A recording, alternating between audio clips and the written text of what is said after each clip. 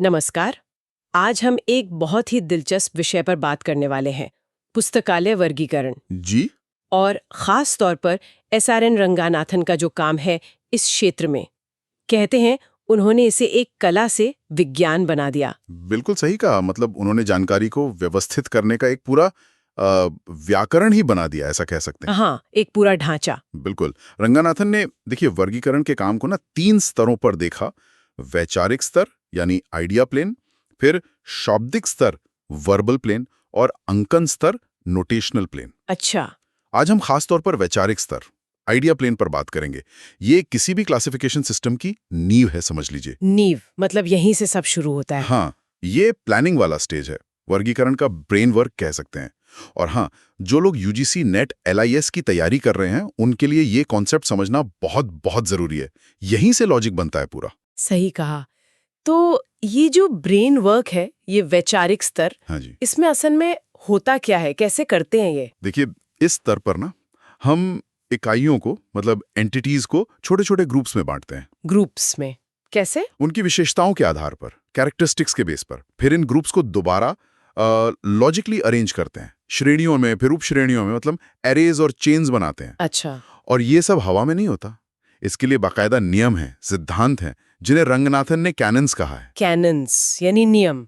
तो ये एक तरह से गाइडलाइंस हैं क्लासिफायर के लिए। हाँ बिल्कुल, एक फ्रेमवर्क देते हैं ये। तो पहले बात करते हैं विशेषताओं से जुड़े कैनन की। मतलब किस आधार पर बांटे, ये कैसे तय हो। हाँ, ये जरूरी है। इसके लिए रंगनाथन ने 4 मुख्य सिद्धांत दिए, कैनन्स ऑफ कैरेक्टरिस्टिक्स।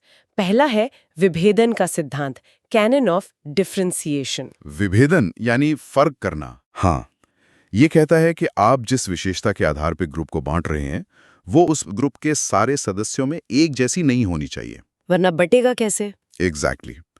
जैसे आप लाइब्रेरी साइंस के स्टूडेंट्स को लाइब्रेरी साइंस का स्टूडेंट होना इस आधार पे नहीं बांट सकते, वो तो सब हैं। हाँ, ये तो कॉमन हो गया। लेकिन हाँ, आप उन्हें जेंडर के आधार पर बांट सकते हैं, मेल फीमेल, या उनकी स्पेशलाइजेशन के आधार पर। तो विशेषता ऐसी हो जो डिफरेंशिएट करे। समझ गई। लॉजिकल है। और दूसरा कैनन? दूसरा, और ये बहुत महत्वपूर्ण है, शायद सबसे मुश्किल भी, प्रासंगिकता का सिद्धांत, कैनन ऑफ रेलेवेंस। प्रासंगिकता, रेलेवेंस। जी, जो विशेषता आप चुन रहे हैं वो क्लासिफिकेशन के मकसद के लिए रेलेवेंट होनी चाहिए। प्रासंगिक होनी चाहिए। मकसद के लिए, जैसे मान लीजिए आप मैथ्स ओलंपियाड के लिए स्टूडेंट्स चुन रहे हैं। हाँ, तो उनकी गणित की योग्यता रेलेवेंट है? उनकी हाइट या वजन रेलेवेंट नहीं है। हाँ। है ना? तो उद्देश्य क्या है, पर्पस क्या है, वही तय करता है कि क्या रेलेवेंट है। और यहाँ चैलेंज सिर्फ रेलेवेंट विशेषता ढूंढना नहीं है। तो फिर क्या है? चैलेंज ये समझना है कि यूजर्स के लिए सबसे ज्यादा उपयोगी क्या होगा, उनकी जरूरत क्या है। अच्छा।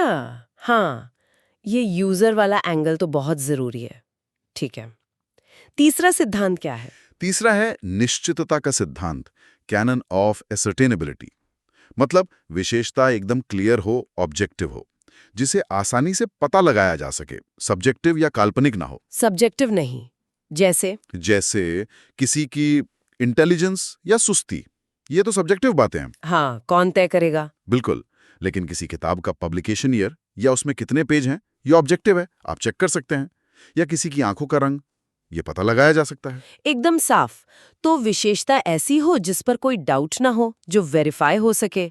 और चौथा है स्थायित्व का सिद्धांत, कैनन ऑफ परमानेंस। विशेषता परमानेंट होनी चाहिए, ऐसी जो समय के साथ बदले नहीं। हाँ, जैसे किसी लेखक की बर्थ डेट, वो स्थायी है, लेकिन आज उसने क्या पहना है वो स्थायी नहीं है। रंगनाथन ने मजाक में कहा था, भारतीय नेताओं की पॉलिटिकल एफिलिएशन वो स्थायी नहीं होती। अच्छा उदाहरण है। पर इसमें एक पेंच है। अगर किसी भी चीज की प्रकृति ही बदलना है, जैसे मौसम, तो ये बदलना ही उसकी स्थायी विशेषता बन जाती है। अरे वाह, ये तो दिलचस्प नुक्ता है। तो ये 4 हो गए विशेषताएं चुनने के लिए, विभेदन, प्रासंगिकता, निश्चितता और स्थायित्व। ठीक है, पर कई बार एक चीज को क्लासिफाई करने के लिए एक से ज्यादा विशेषताओं की जरूरत पड़ती है ना? बिल्कुल पड़ती है। तो उनका क्रम, उनका सीक्वेंस कैसे तय होगा, इसके लिए भी कैनन है। हाँ जी, बिल्कुल है। जब एक से ज्यादा विशेषताएं लगानी हो तो उनके क्रम के लिए भी 3 कैनन है, cannons of succession of characteristics. अच्छा, बताइए। पहला है सहवर्तिता का सिद्धांत, कैनन ऑफ कॉन्कॉमिनेंस। ये कहता है कि आप क्रम में जो दो विशेषताएं लगा रहे हैं वो लगातार ऐसी ना हो कि एक ही नतीजा दें, मतलब वो लगभग एक ही बात ना कह रही हो। एक ही बात जैसे मान लीजिए किसी साल में 20 साल से ज्यादा उम्र और फला साल से पहले पैदा हुआ, ये दोनों करीब करीब एक ही ग्रुप बना देंगे, तो इन्हें एक के बाद एक लगाने का लॉजिक नहीं बनता। हाँ, रिपीटिशन हो जाएगा एक तरह से। बिल्कुल। और इसी कैनन में ये भी सुझाव है कि विशेषताओं को सामान्य से विशिष्ट, जनरल टू स्पेसिफिक के क्रम में लगाना बेहतर होता है। ठीक है, जनरल टू स्पेसिफिक, समझ गई। दूसरा सिद्धांत क्या है क्रम के लिए? दूसरा है प्रासंगिक अनुक्रम का सिद्धांत, कैनन ऑफ रेलेवेंट सक्सेशन। इसमें फिर वही बात आती है, विशेषताओं का क्रम क्या होगा ये क्लासिफिकेशन के उद्देश्य पर, यूजर्स की जरूरत पर निर्भर करेगा। फिर से उद्देश्य साथ कई सारी नहीं, वरना क्रॉस क्लासिफिकेशन हो जाता है। क्रॉस क्लासिफिकेशन मतलब एक ही चीज कई अलग अलग जगहों पर फिट होने लगती है, कंफ्यूजन बढ़ता है। जैसे लिटरेचर को हम आमतौर पर कैसे क्लासिफाई करते हैं, पहले भाषा, फिर फॉर्म, जैसे पोएट्री, ड्रामा, फिर लेखक, फिर उसका काम, है ना? हाँ, आमतौर पर तो ऐसे ही होता है। लेकिन अगर आपका उद्देश्य वर्ल्ड पोएट्री की हिस्ट्री देखना है तो शायद आप क्रम बदल दें। शायद आप पहले फॉर्म, पोएट्री, फिर पीरियड, काल, फिर भाषा चुने। तो कोई एक फिक्स्ड क्रम हमेशा बेस्ट नहीं होता।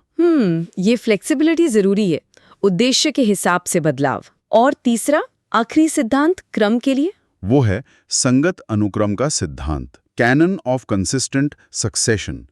ये सीधा सा है, एक बार आपने किसी खास उद्देश्य के लिए विशेषताओं का क्रम तय कर लिया तो फिर उसी पर टिके रहें, कंसिस्टेंट रहें। अच्छा, मतलब बार बार बदले नहीं। हाँ, जब तक कि उद्देश्य बदल ना जाए या आपको अनुभव से न लगे कि ये क्रम ठीक काम नहीं कर रहा, तब तक कंसिस्टेंसी बनाए रखें। इससे सिस्टम प्रिडिक्टेबल रहता है, यूजर को आसानी होती है। सही बात है। हालांकि मजे की बात है, खुद रंगानाथन ने भी वक्त के साथ अपने कोलन क्लासिफिकेशन में क्रम में कुछ बदलाव किए थे, जो दिखाता है कि जरूरत पड़ने पर सुधार भी जरूरी है। तो कुल मिलाके ये 7 सिद्धांत, 4 विशेषताओं के लिए, 3 उनके क्रम के लिए, ये वर्गीकरण के वैचारिक स्तर को, आइडिया प्लेन को एक वैज्ञानिक आधार देते हैं। बिल्कुल, ये तय करते हैं कि क्लासिफिकेशन लॉजिकल हो, कंसिस्टेंट हो, उद्देश्यपूर्ण हो, ताकि आखिर में यूजर को जानकारी आसानी से मिल सके। ये क्लासिफायर को एक दिशा देते हैं कि सोचना कैसे है। एग्जैक्टली, ये उसे सब्जेक्टिव ओपिनियन से बचाते हैं, एक सिस्टमैटिक अप्रोच देते हैं। लेकिन यहाँ एक बात सोचने वाली है। हाँ, रंगनाथन बार बार प्रासंगिकता और उद्देश्य की बात करते हैं जो यूजर की जरूरत से जुड़ा है, पर क्या ये तय करना कि यूजर के लिए सबसे उपयोगी क्या होगा, ये पूरी तरह ऑब्जेक्टिव हो सकता है? शायद नहीं।